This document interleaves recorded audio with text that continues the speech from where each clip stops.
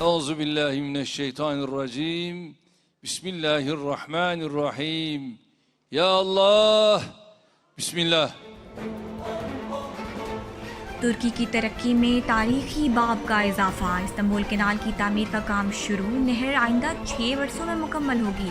15 ارب dollar خرچ ہوں گے.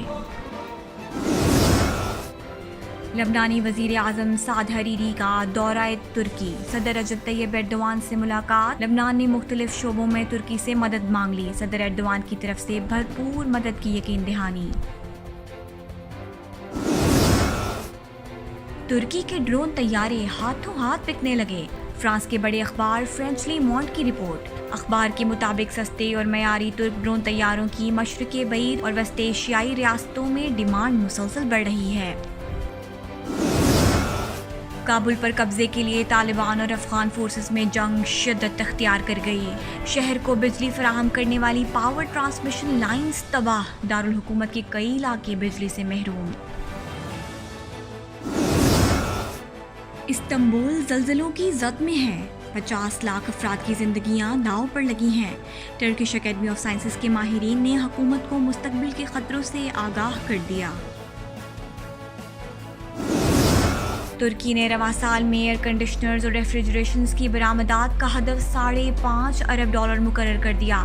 جرمنی، برطانیہ، اٹلی، فرانس اور ازبکستان ترک مصنوعات کے بڑے خریدار ہیں. اس سال کے پہلے 5 ماہ میں 2.5 ارب ڈالر کی ایکسپورٹس کی جا چکی ہیں.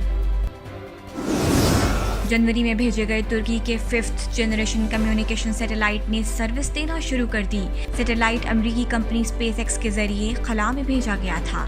ترکی اپنا ایک اور سیٹلائٹ خلا میں بھیج رہا ہے.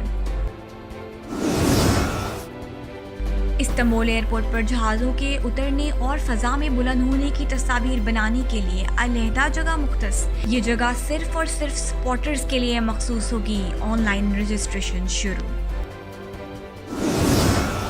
ترکی میں 4 کروڑ 68 لاکھ سے زائد افراد کو کورونا ویکسین لگا دی گئی. اب تک کورونا وائرس سے جاں بحق افراد کی تعداد 49,524 ہو گئی. حکومت مختلف ممالک سے مزید ویکسین خرید رہی ہے.